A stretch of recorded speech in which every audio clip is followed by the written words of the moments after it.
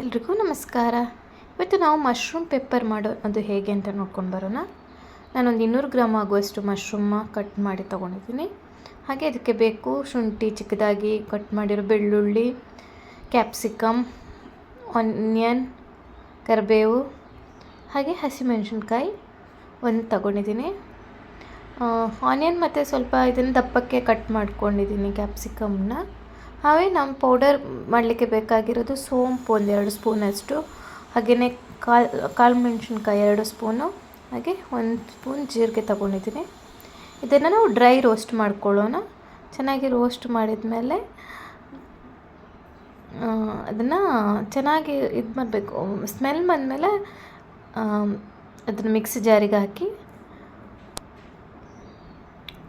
Powder ಮಾಡ್ಕೊಂಡು ಬರೋಣ.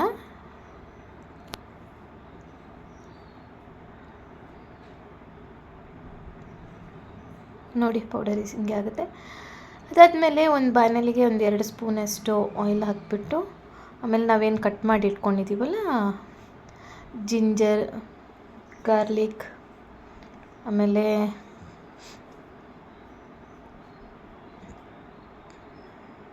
ಹಸಿಮೆಣಸಿನ್ಕಾಯಿ, ಕರಿಬೇವು, ಆನಿಯನ್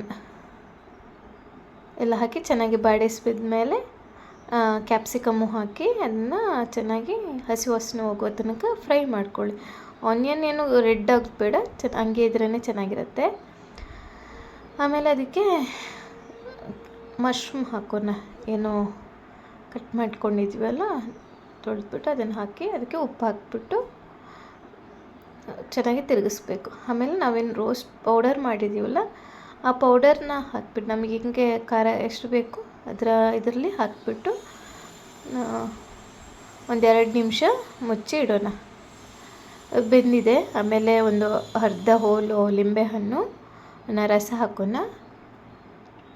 ಹಾಕೇನೆ ಚಿಕ್ಕ ಚಿಕ್ಕದಾಗಿ ಕಟ್ ಮಾಡಿರುವ ಕೊತ್ತಂಬರಿ ಸೊಪ್ಪು ಹಾಕಿ ಅಂದರೆ ನಮ್ಮದು ಮಶ್ರೂಮ್ ಪೆಪ್ಪರ್ ರೆಡಿಯಾಗಿದೆ ನೋಡಿ. ಇದು ಸೈಡ್ ಡಿಶ್ ಆಗಿ ಇವಾಗ ಏನಾದರೂ ವೆಜ್ ಸಾಂಬಾರಿದ್ದರೆ ಅದ್ರ ಜೊತೆ ಸೈಡ್ ಡಿಶ್ ಆಗಿ ಇದನ್ನು ತಿನ್ಕೋಬೋದು, ಚೆನ್ನಾಗಿರುತ್ತೆ. Thank you.